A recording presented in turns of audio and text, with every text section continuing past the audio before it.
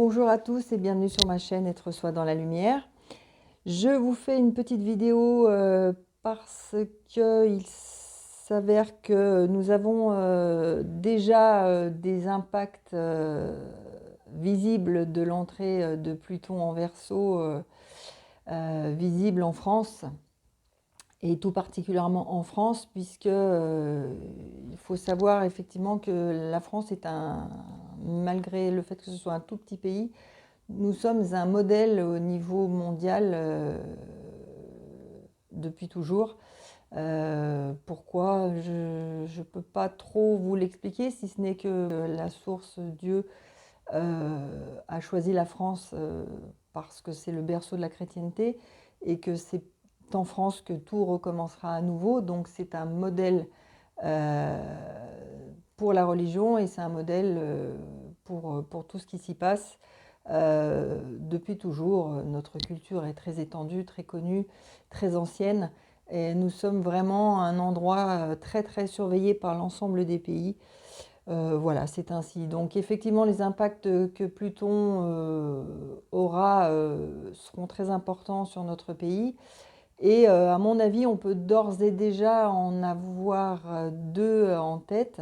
Bon, un qui n'a pas échappé à personne, c'est le passage en force de la réforme des retraites par le gouvernement qui donc euh, est le déclencheur, l'événement déclencheur qui va un petit peu donner le ton à toute notre année 2023, puisque le fait que cette réforme soit passée en force contre la volonté du peuple déclenche à juste titre une, une révolte de la population.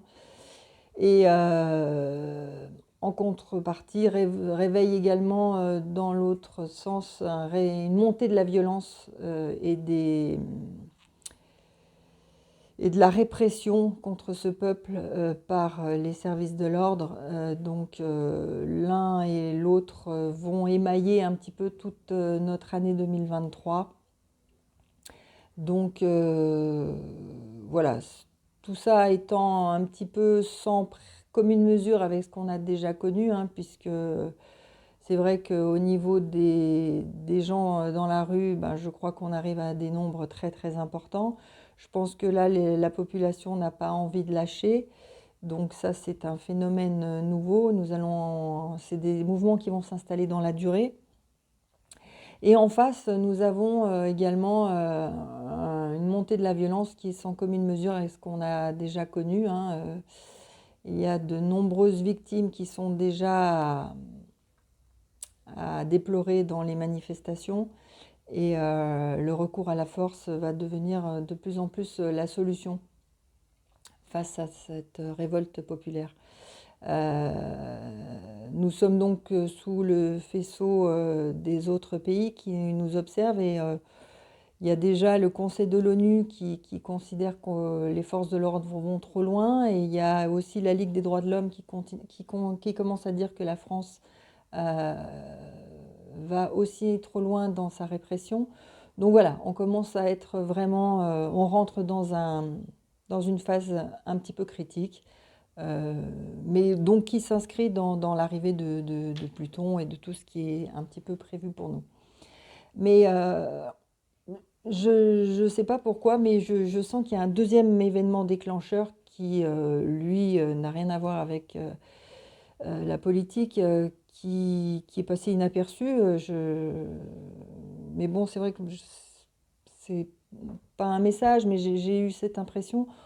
On a un phénomène d'alignement de 5 planètes actuellement qui a lieu, je prends mes notes, qui a lieu du 25 au 30 mars, on est en plein dedans. Je crois qu'hier, c'était le moment où on pouvait les voir le plus, où l'alignement était le plus visible. On a 5 planètes qui sont Jupiter, Mercure, Vénus, Mars et Uranus qui sont alignées. Bon, ce n'est pas un phénomène extrêmement rare, puisque l'année dernière, au mois de juin, je crois, on avait déjà eu un alignement de 7 planètes. Mais je ne sais pas pourquoi, je pense que cet événement, enfin cet alignement des planètes n'est pas anodin du tout. Surtout avec l'arrivée de Pluton et cet alignement de planètes, je pense qu'il y a quelque chose à creuser. J'ai pas de message explicatif pour l'instant, je ne sais pas si j'en aurai, et en tout cas, si j'en ai, je me permettrai de refaire une vidéo parce que je ne suis pas ni astrophysicienne ni rien du tout, mais je pense qu'il y a une grosse importance. Et bon, à creuser, je me permettrai de refaire une vidéo si j'ai des infos là-dessus. L'objet de cette vidéo, c'est aussi pour vous parler mettre en lien, que je mettrai, le descriptif sera indiqué. Je suis tombée sur une vidéo magnifique que je voulais vous partager parce qu'elle résume à elle toute seule un petit peu l'état d'esprit de la source actuelle. Donc ça évite d'en parler plus ou moins bien ou plus ou moins mal. Puisque en fait dans cette vidéo, c'est donc déjà la chaîne sur laquelle j'ai trouvé cette vidéo s'appelle La parole qui donne la vie éternelle. Et il s'agit d'un message de Jésus à Maria Valtorta, qui est une sainte italienne, qui a reçu des visions, enfin apparemment une vision complète des scènes de l'Évangile, alors qu'elle était alitée depuis déjà plusieurs années. En tout cas, je ne me suis pas trop renseignée sur tout ça, je suis tombée par hasard, mais c'est tellement parlant, enfin c'est quelque chose... et donc... la source va nous donner un petit peu des choses comme ça de compréhension. Et donc je crois que ça en fait vraiment partie et je vous partage cette vidéo. Elle est vraiment magnifique. Elle est très bien faite d'ailleurs. Bravo à ce couple qui tient cette chaîne. Je ne les connaissais pas, je vais m'y intéresser. C'est magnifique, c'est très bien fait et le message est superbe. Donc voilà. Et puis, dernière chose, j'étais en train de me balader, de me promener. D'ailleurs, c'est souvent dans ces moments-là qu'arrivent des messages ou des canalisations. Et j'ai eu l'info qu'il fallait que je ressorte de mes tiroirs un vieil oracle que j'avais acheté il y a quelque temps et dont je ne me sers pas vraiment, mais apparemment, il faudrait que je vous fasse un tirage. Donc, je l'ai ressorti. Et je vais vous faire un tirage en direct de cet oracle. Donc, ce n'est pas un tarot, c'est un oracle. Je vous le montre. Ça s'appelle Les chemins de Qumran. Donc, voici la boîte tout est magnifique, hein, les dessins, tout est très très beau. Et, et donc, cet oracle qui contient 111 cartes. Avec un magnifique livre qui s'appelle en plus le livre des révélations. Donc est un oracle qui permet une auto-guérison et surtout une introspection. C'est-à-dire que c'est un oracle qui se compose de cartes qu'on appelle des questions. Il y a 22 cartes questions et il y a 67 cartes obstacles et 22 cartes ressources.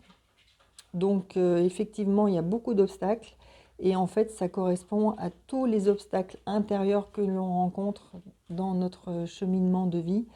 Et c'est vrai qu'ils sont nombreux. Donc c'est pour ça qu'il y a plus de cartes obstacles que de cartes ressources. Mais voilà, donc je me laisse aller à ce qu'on me demande de faire. Donc je vais essayer de filmer le tirage en direct, hein. Je ne suis pas très douée pour la vidéo, donc excusez-moi en avance. Je vais tenter de trouver un moyen de vous montrer ça et on va le faire en direct ensemble. À tout de suite. On va donc passer au tirage de l'oracle des chemins de Qumran. Donc normalement, c'est un oracle qui permet une auto-guérison et une introspection à titre individuel, évidemment. Bon là, je vais me servir de cet oracle pour questionner au sujet de l'humanité.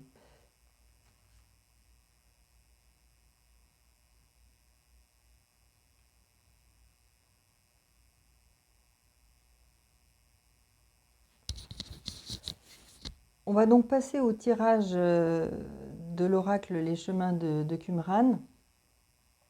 Donc effectivement, c'est normalement un oracle qu'on utilise à titre individuel. Ce sont des cartes qui permettent une auto-guérison et surtout une introspection. Mais là, on va s'en servir pour questionner au niveau de l'humanité. Et donc, c'est un tirage, il en existe plusieurs hein, dans le livre. C'est un tirage qui s'appelle le Grand 8. Une sainte que vous devez peut-être connaître de nom, qui s'appelle Sainte Hildegarde de Bingen, avait écrit « L'homme porte en lui le ciel et la terre ». Et effectivement, dans cet oracle, on va poser la question pour l'humanité de quelle est la question que le ciel nous pose.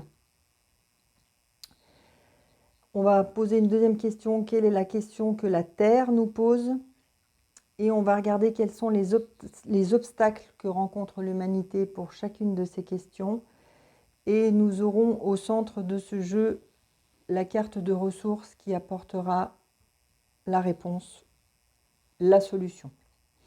Donc allons-y, je vais battre les cartes et on va sortir 2 questions. Alors tout d'abord,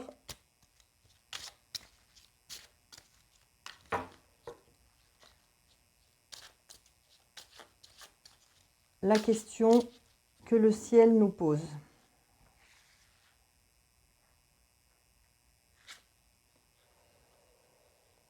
Ensuite, on va prendre une question, la question que la terre nous pose.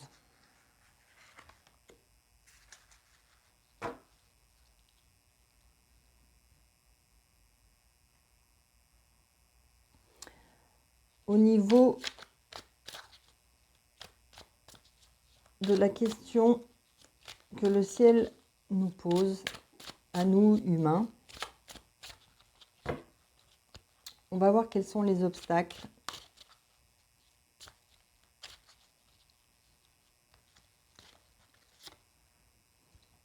Obstacle numéro 1,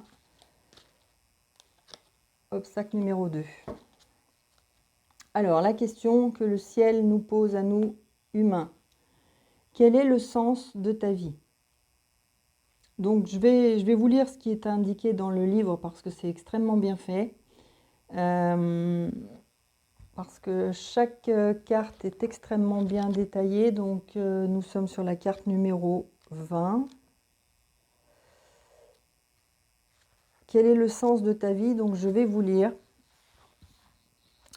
L'être humain ne peut pas vivre sans sens et en cela, il se distingue de l'animal. Il a toujours besoin de donner du sens à ce qu'il fait, quel que soit ce sens et les fondements de ces derniers, peu importe. Ainsi, chacune de nos actions sera empreinte de sens. On va travailler pour gagner de l'argent, on va faire les choses pour être heureux, pour aider les autres. Il y a une infinité de sens possibles. Or, régulièrement, malgré cette soif de sens, on va s'égarer dans le quotidien, dans la routine, et oublier pourquoi on fait les choses. On va perdre le sens. Mais le sens de nos actions, de notre vie, peuvent aussi être amenés à évoluer. Nous pouvons en effet avoir vécu pendant 10 ans avec un sens qui était valable et juste pour nous.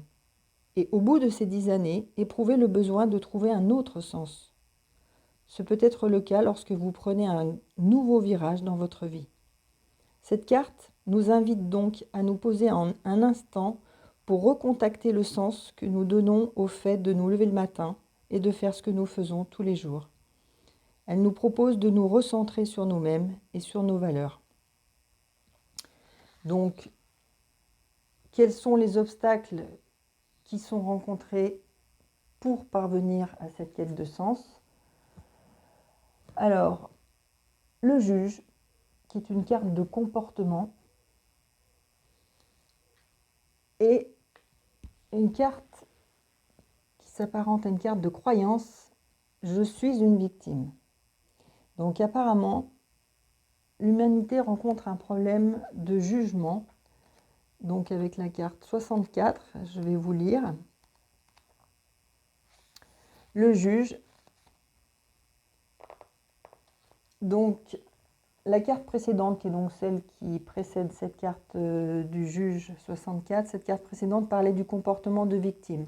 Or, il n'y a pas de victime sans juge et sans persécuteur. Souvent, nous avons les deux en nous-mêmes, c'est-à-dire qu'il y a une partie de notre être qui est une victime des autres, de la vie, de la mort, de Dieu, etc. et l'autre qui persécute. Les deux vont ensemble. J'ai choisi l'appellation de juge car cette partie-là va nous entraîner dans des comportements de jugement et de condamnation. On peut notamment observer cette posture dans le regard qu'on porte sur les autres et qui va se traduire par des critiques, du dénigrement, de la dévalorisation, de la condescendance, de la supériorité et de l'orgueil. Parfois, ce regard-là sera tourné vers nous-mêmes. Nous serons alors en permanence en train de nous juger. C'est le cas par exemple des personnes qui ne peuvent pas émettre une phrase, un ressenti, sans tout de suite l'invalider par une phrase du type « Ah oui, non, mais je suis folle, il ne faut pas me croire » ou « Je suis nulle ». Voilà, on connaît tous hein, ce genre de phrase. Ici, c'est le persécuteur qui s'exprime. Or, ce comportement va contre la loi universelle selon laquelle l'univers ne nous juge pas. Effectivement, rien ne peut lui être caché, mais ce qui est vu n'est pas classé en termes de bien ou de mal. C'est un regard de vérité. Ainsi, le jugement n'existe-t-il que dans notre regard d'humain. Ça, c'est important de le comprendre parce que c'est vrai qu'on ne vit que par le regard des autres et on n'a de cesse que de se comparer aux autres et on ne sait plus être nous-mêmes. Donc, la solution à cela, c'est effectivement c'est le lâcher-prise, c'est d'arrêter de s'auto-juger parce qu'on commence déjà par là, d'arrêter de vouloir rentrer en compétition avec son voisin, accepter que l'autre soit peut-être, je ne sais pas, plus quelque chose, plus fort, plus riche, plus peu importe. Accepter ce qui est, sans jugement. J'avais déjà dit dans une autre vidéo que la source ne juge jamais. On peut avoir un comportement bon, moins bon, très mauvais. La source ne juge pas. Bon, par contre, il y a des conséquences. C'est autre chose, hein. Voilà, le fait de juger ou de ne pas juger n'est pas pour autant une acceptation de nos comportements. Attention, hein. Donc voilà, donc le premier obstacle au fait que nous n'arrivons pas à trouver le sens de notre vie, c'est qu'on se perd en fait dans cette compétition qui n'a pas lieu d'être entre les humains et qui nous pourrit la vie en fait. L'autre obstacle que nous rencontrons aussi est le fait de se considérer comme une victime. Ça oui, voilà, je vais vous lire ce qui est écrit, mais c'est vrai que ça paraît effectivement tout à fait plausible. Cette croyance est souvent construite sur la base d'une histoire d'enfance dramatique. C'est vrai que dès l'instant où quand on a été enfant victime de maltraitance physique, morale, d'agression sexuelle, etc., dès qu'une souffrance énorme s'est logée en nous petit à petit, nous allons nous construire une image de nous-mêmes de victimes, de proie. Ainsi, ce qui était vrai au départ devient une croyance extrêmement limitante pour l'avenir. Quelqu'un qui croit que dans son identité même il y a une victime va appeler des situations qui le vérifieront.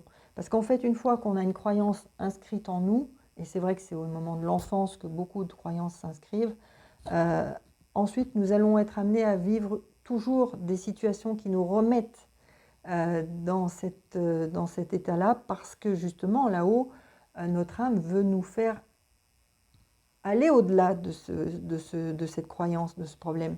Donc on va nous remettre sur la route sans arrêt le même problème. Et il va falloir qu'on soit capable de le dépasser.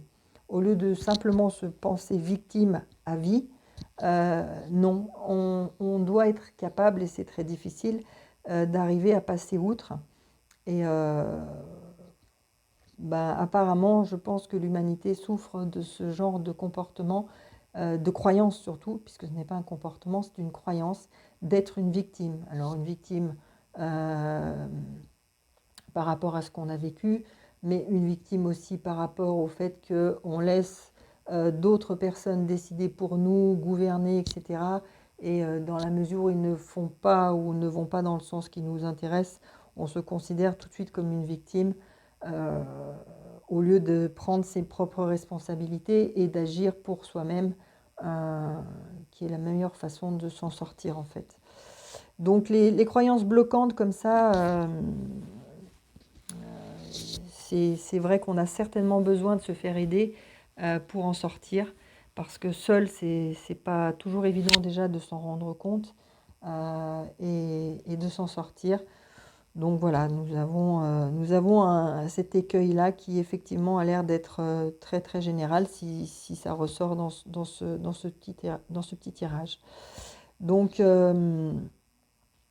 voilà, devenir plus responsable de nos vies, c'est quelque chose qui nous est vraiment demandé maintenant.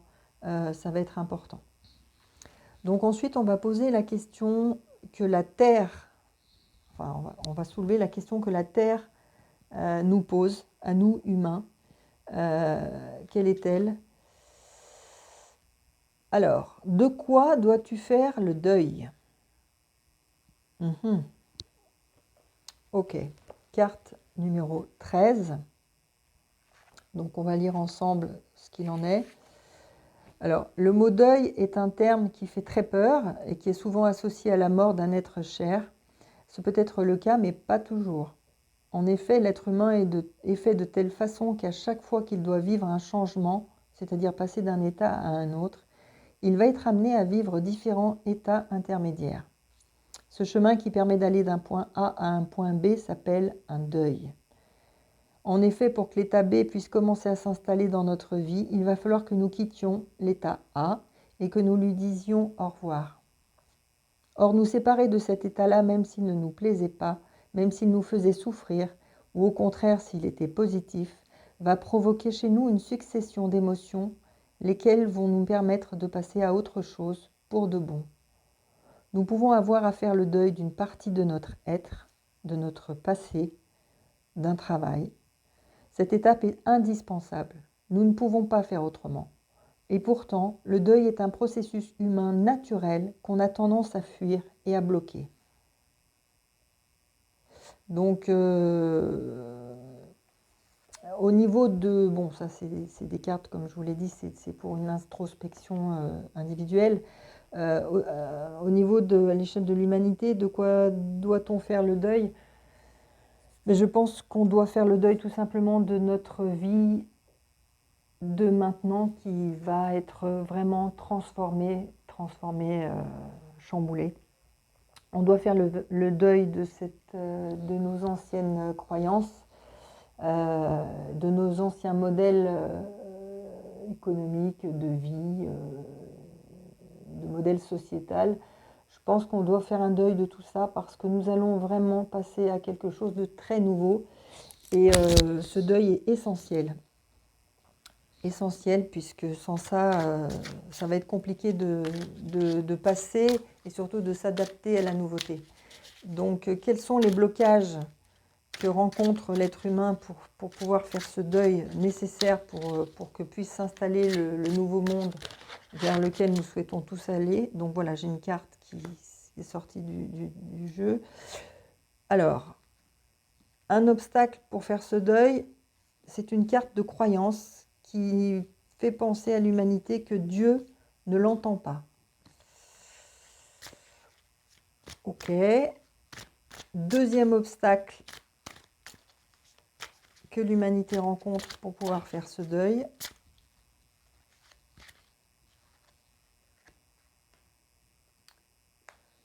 Le conflit intérieur. Alors pareil, on va lire les cartes. Donc là, Dieu ne m'entend pas, c'est une croyance que l'humanité porte. Et le conflit intérieur, c'est une carte de comportement. Voilà, on a un comportement qui fait qu'on est en conflit permanent avec soi-même.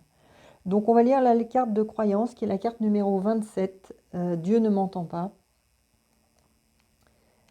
Croyance fausse bien évidemment, mais Cette croyance est en partie la conséquence de la précédente carte « Dieu ne m'aime pas ». Oui, parce que dans ce jeu, voilà, il y a plusieurs cartes liées à Dieu. Donc, Dieu ne m'aime pas et celle qui précède celle « Dieu ne m'entend pas », dans le sens où parfois, malgré notre grande foi et nos prières, rien ne s'améliore dans nos vies et nous ne guérissons pas, ce qui est source d'un grand désespoir.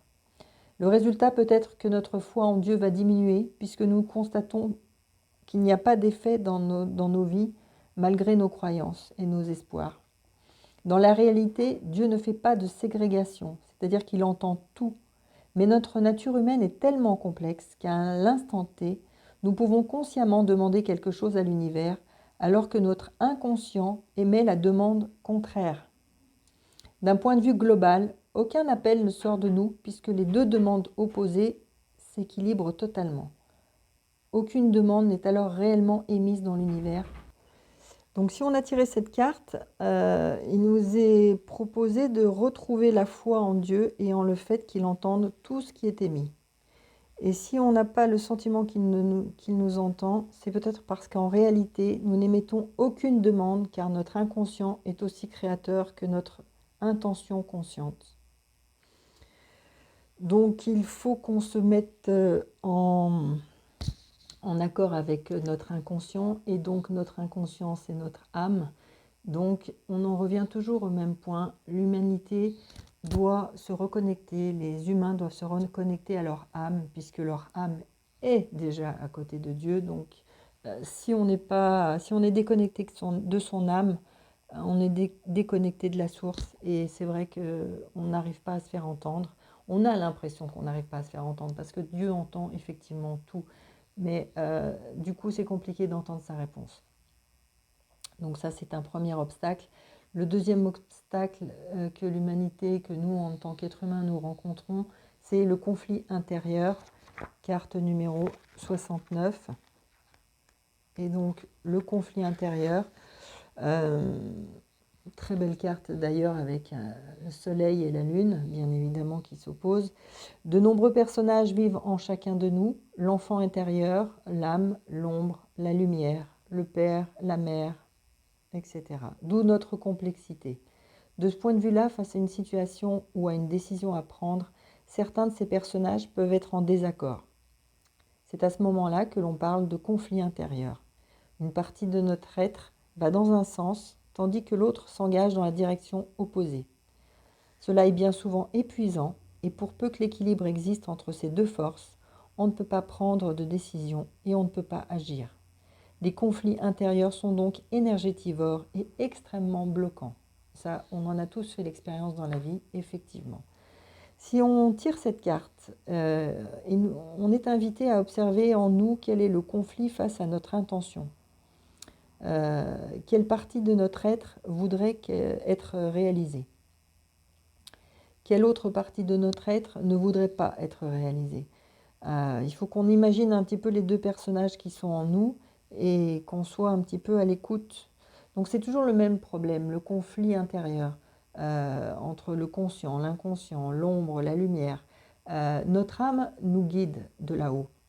Le problème c'est que si on n'entend pas ou si on n'est pas conscient qu'elle nous guide, on ne va pas dans le bon sens et parfois on prend le mauvais chemin, mais on sent qu'on se plante, on sent qu'il y a un truc qui ne va pas. Et donc on tourne en rond en fait.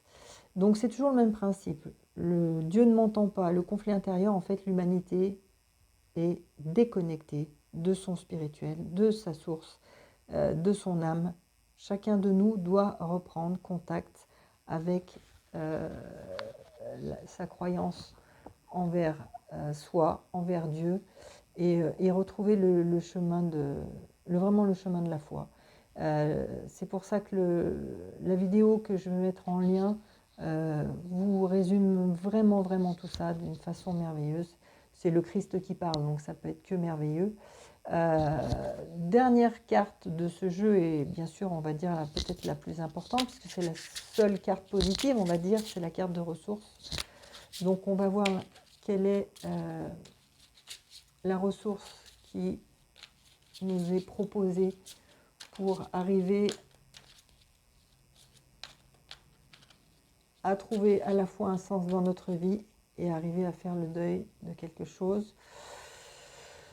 Donc, au hasard, le libre arbitre. Le libre arbitre, effectivement. C'est la solution pour chaque être humain de retrouver son pouvoir, c'est de retrouver son libre arbitre. La ressource commune à toutes les ressources, celle qui pourrait servir de fil directeur, serait sans doute la liberté que la notion de libre arbitre exprime le plus clairement. En effet, l'hypothèse initiale est que Dieu nous a créés à son image, être d'amour, de joie, de paix, puissant et créateur. Même si à chaque instant nous sommes reliés à la grande toile divine et que nous cherchons à nous intégrer avec harmonie au mouvement du monde, nous sommes aussi capables à tout moment de créer un mouvement à notre niveau de la toile. En effet, rien n'est figé ni écrit. C'est notre capacité créatrice qui est la clé de la mise en œuvre de ce pouvoir créateur, le libre arbitre. Nos fameux 5%, pour ceux qui ont écouté ma vidéo, c'est les 5% qui nous sont donnés pour décider de notre vie, sachant que les 95 autres pourcents sont détenus par notre âme qui est là-haut. Donc il y a 5% de nous qui sommes sur Terre, et donc ces 5%, c'est ce qu'on appelle notre libre arbitre. Nous pouvons donc nous soumettre au mouvement ambiant, mais aussi décider autre chose, et ainsi prendre notre place dans l'univers. Le libre arbitre est cependant à distinguer de la volonté personnelle. En effet, la volonté personnelle est un mauvais usage, ou plutôt un usage épuisant du libre arbitre. Elle intervient lorsque nous faisons appel au libre arbitre pour créer quelque chose en disharmonie avec l'univers, ou avec notre être profond. Non seulement cela risque d'échouer, mais en plus nous y mettons beaucoup trop d'énergie.